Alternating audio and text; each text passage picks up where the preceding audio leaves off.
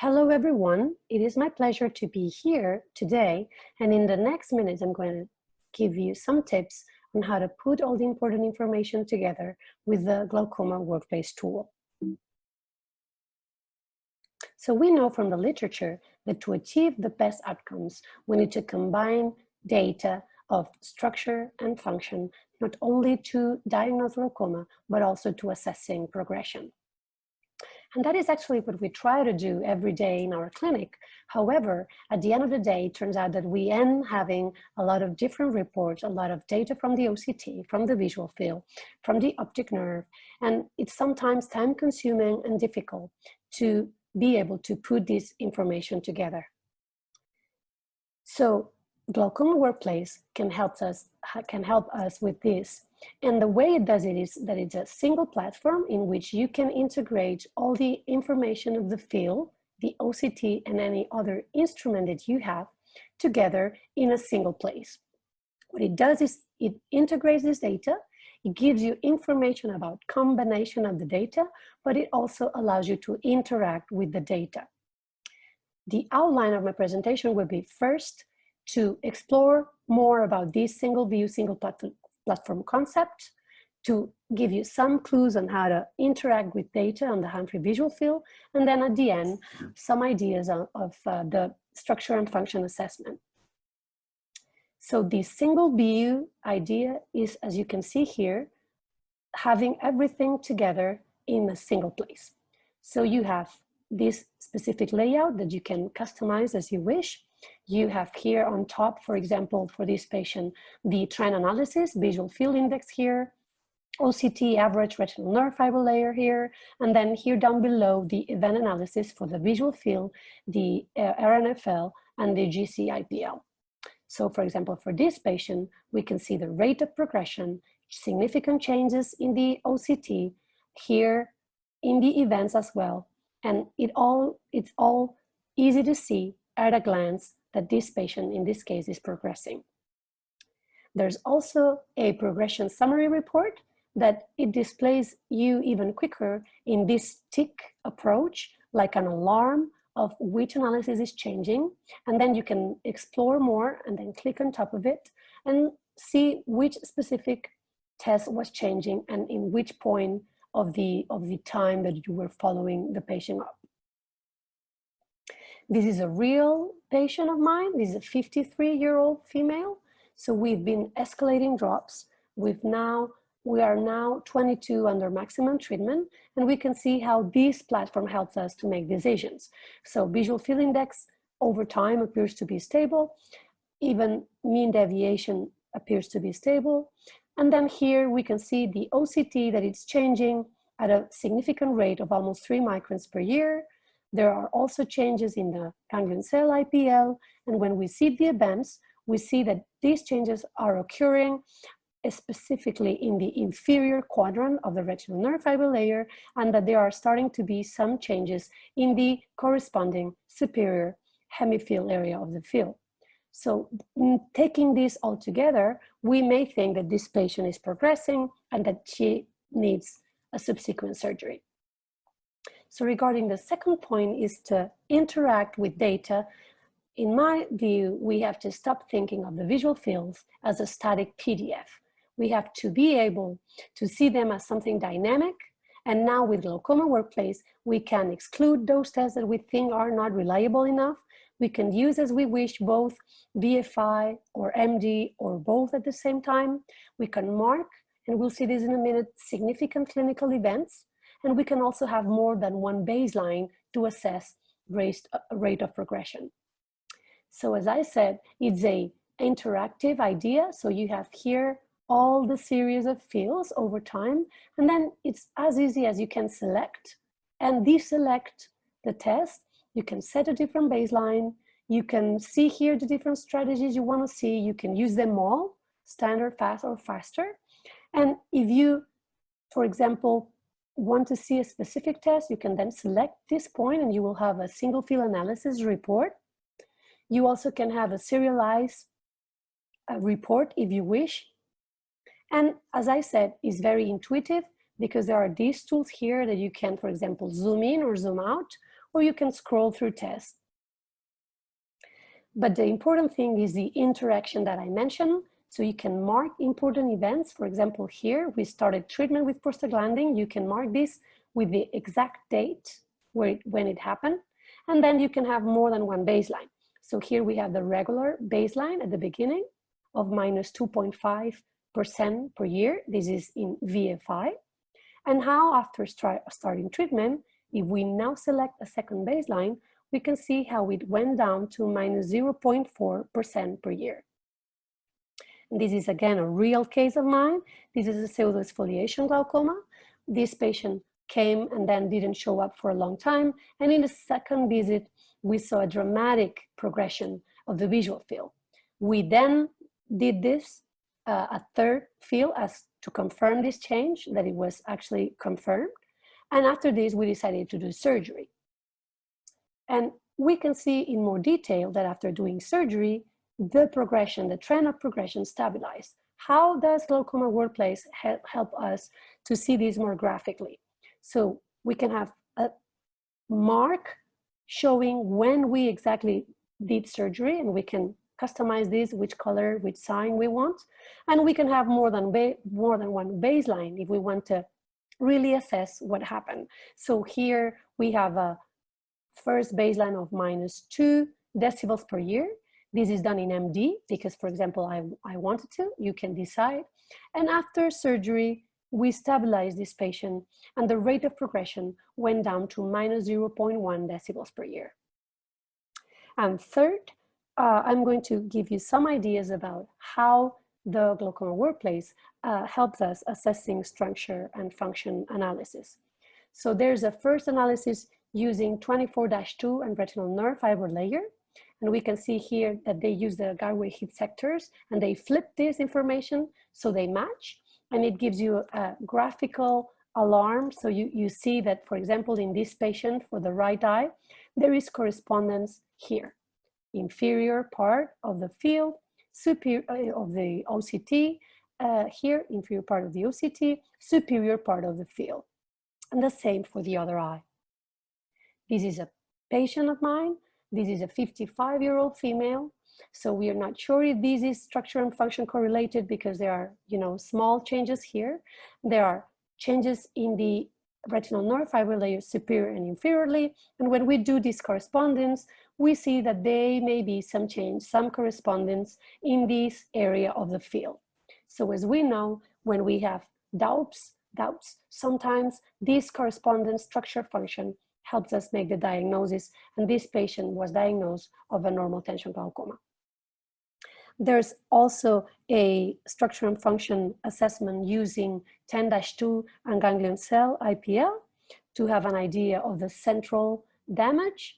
And here, for example, you can see this same idea of flipping and how these 10 degrees and this superior change in the upper part of the field corresponds to this inferior area of the GC-IPL, and you see the overlap here.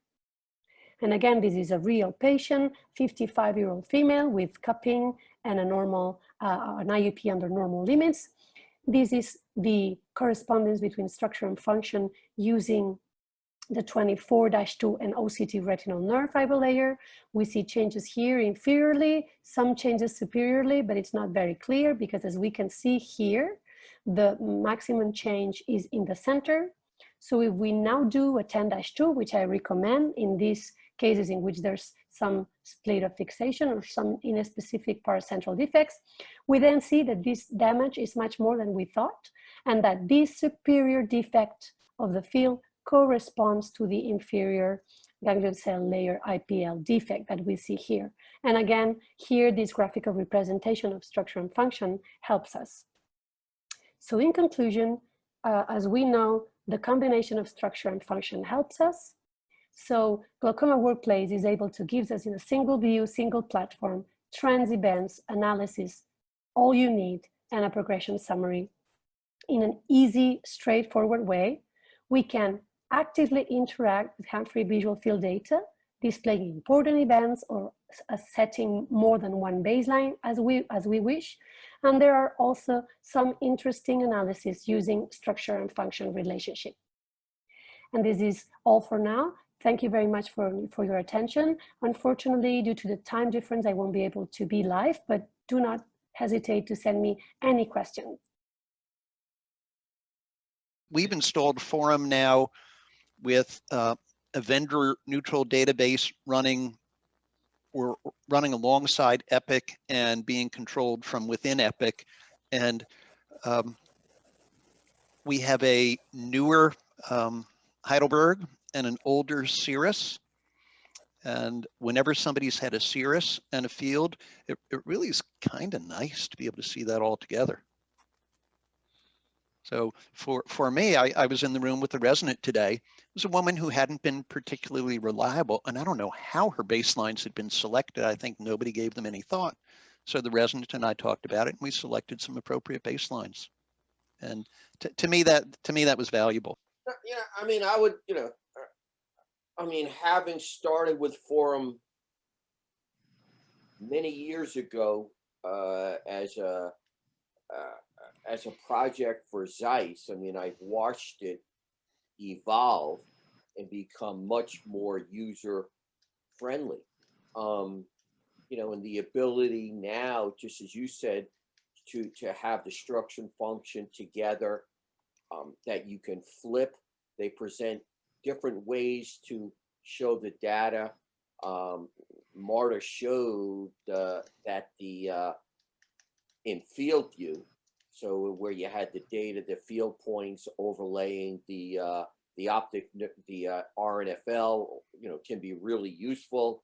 What she didn't have there, but which I also like, is that you can do with Forum, is actually flip the Tisnet to a Nystin, and also see how that is. So you can start to see these structure function relationships.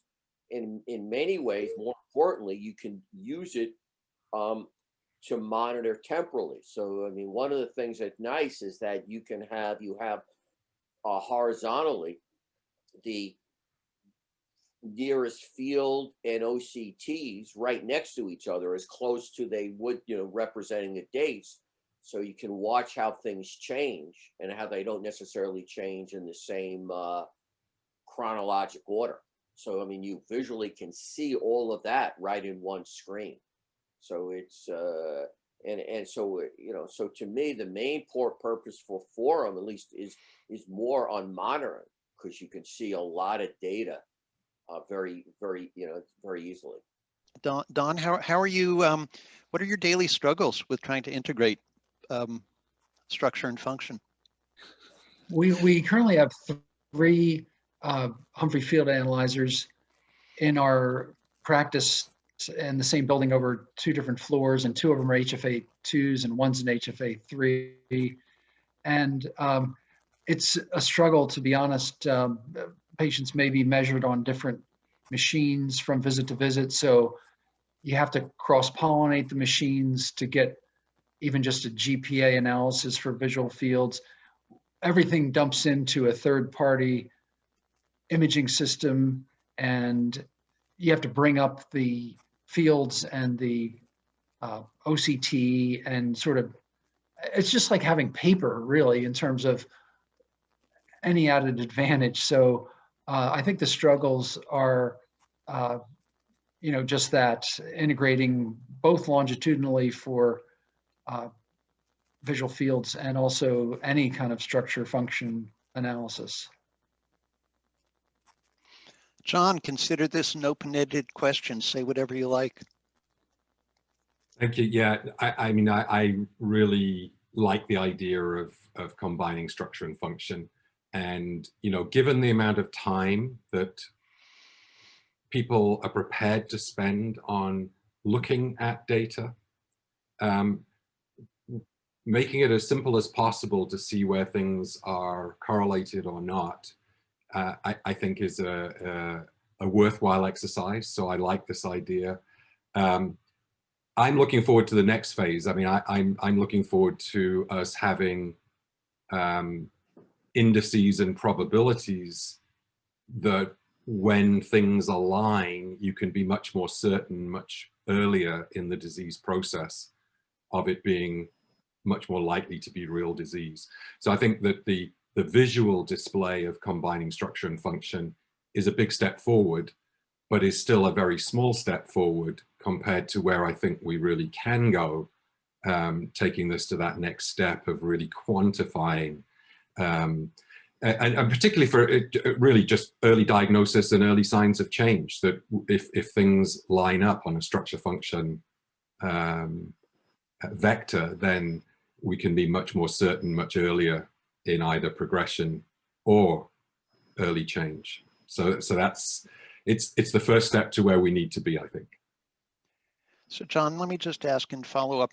Are you imagining being able to take the data from the functional test and the structural test and in some way combine it so we're informed about both?